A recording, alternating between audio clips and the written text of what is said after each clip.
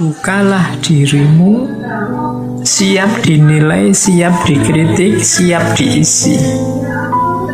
Jadi kalau dalam bahasa agama, dalam bahasa tasawuf itu step pertama seorang salik itu pastilah adalah taholli. Taholli itu membersihkan kotoran-kotoran batin yang ada dalam diri kita. Nah, untuk membersihkan ini kan kita harus tahu kotorannya apa. Bisa kita muhasabah, tapi kadang-kadang lewat muhasabah pun tidak terjangkau.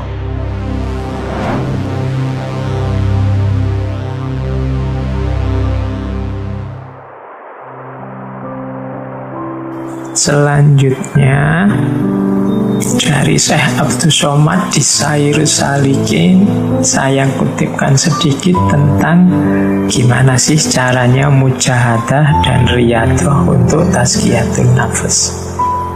Jadi ini tips-tips dari Syekh Abdus Somad. Gimana Pak saya bisa lebih mudah belajar tasawuf? Kalau ada yang tanya begitu, lebih mudah melakukan mujahadah dan riyadhah. Yang pertama, tips dari Syekh Abdus Somad Al-Falimbani bagi orang-orang yang menempuh jalan tasawuf adalah mencari guru. Ini jalan yang lebih mudah. Berguru kepada syekh yang mursyid, yang mengetahui akan segala aib nafsunya, yang masih berada, nafsu kita maksudnya, yang masih berada pada nafas amarah, dengan mengambil baiat dan talqin zikir dalam satu tarekat yang bersambung sanad syekh tersebut dari guru-gurunya sampai kepada Rasulullah. Ini jalan paling mudah, paling selamat. Mencari guru, mencari mursyid. Apa ndak bisa Pak saya belajar sendiri? Ya mungkin orang-orang tertentu dengan kapasitas tertentu atau dengan kesungguhan, keistiqomahan tertentu bisa. Tapi ada guru itu lebih memudahkan. Karena kadang-kadang kita itu susah untuk objektif membaca kelemahan dan kekurangan kita sendiri. Perlu orang lain yang membacakan. Tapi kalau orang lain sembarangan kan nanti khawatirnya juga keliru. Carilah yang pasti ahlinya.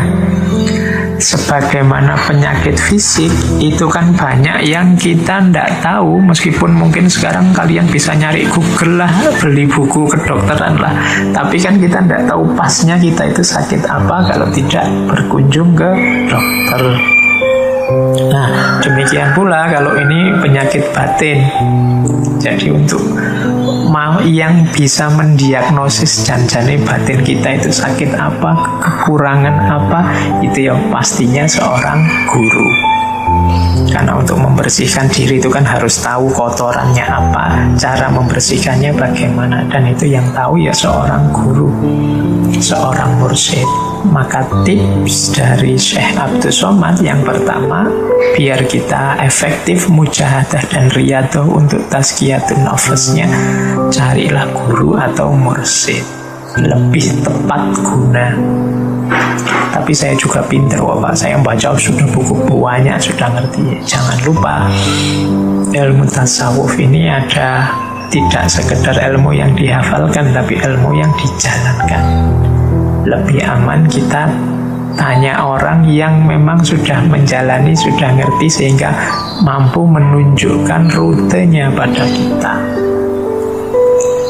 Kadang-kadang memang kita ini merasa sudah tahu, tapi begitu ngerti orang yang ilmunya lebih tinggi, baru sadar ternyata selama ini kita tidak tahu apa-apa.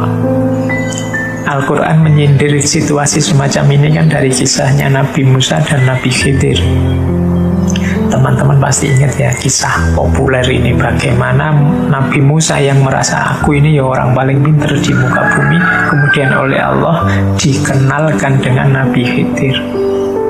Nabi Musa yang merasa sudah pintar ini bolak-balik kaget dengan cara berpikirnya Nabi Khidir. Ditumpangi orang kapal, kapalnya malah dirusak. Itu secara akal sehat tidak nyambung. Harusnya terima kasih atau bayar, kok malah kapalnya dirusak. Kemudian ketemu anak kecil, tiba-tiba anak kecilnya ditusuk, dibunuh.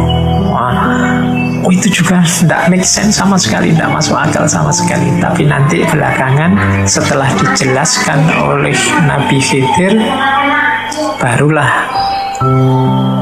Nabi Musa sadar bahwa iyalah ternyata selama ini wawasanku kurang luas. Kalau Nabi Khidir enak dapat informasi langsung dari Allah, sehingga ilmunya, wawasannya komprehensif sampai bisa menjangkau masa depan, sampai tahu detail paling kecil dan seterusnya.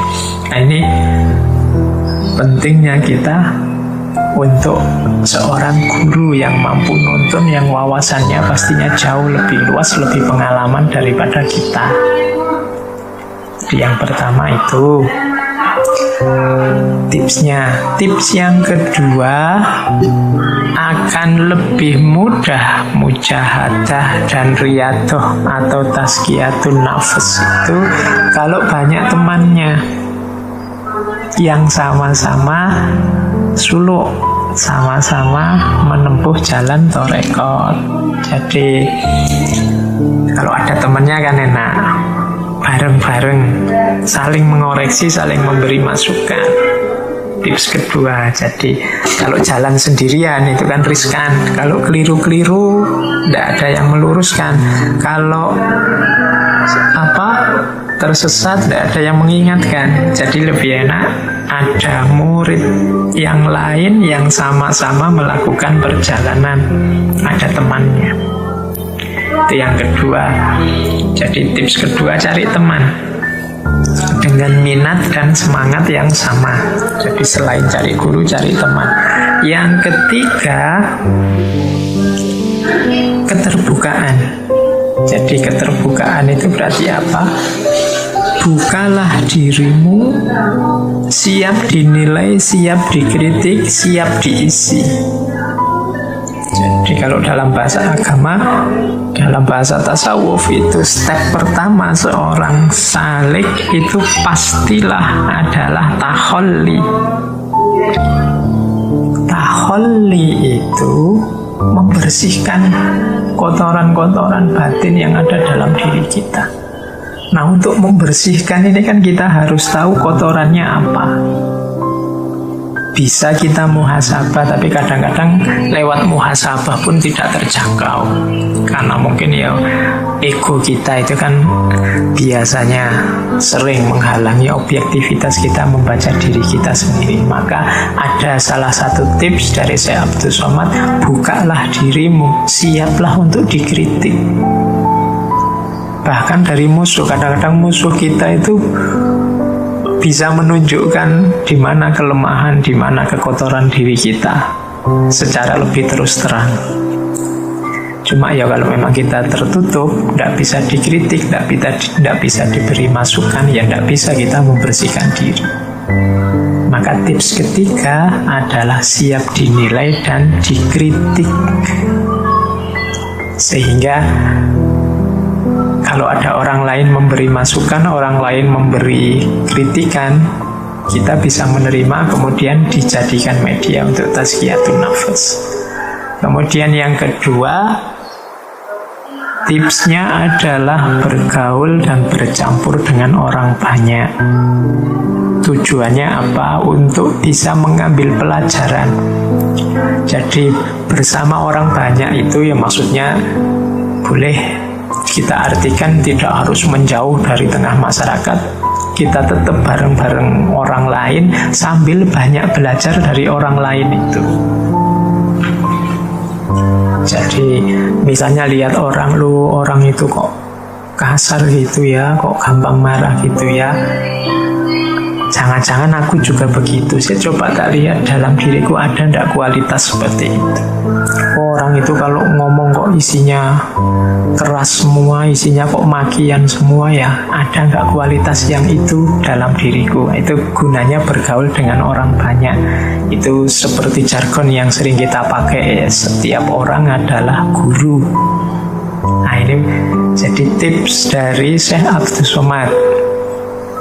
Jadi untuk melakukan Riyadhah, mujahadah, tazkiyatun nafas. Ya, selain mungkin ada amalan-amalan tertentu, zikir-zikir tertentu, ada tips lebih mudah untuk pembersihan jiwa, yaitu cari guru yang tepat, cari mursyid yang sesuai, carilah teman seperjalanan dengan minat dan semangat untuk melakukan suluk yang sama.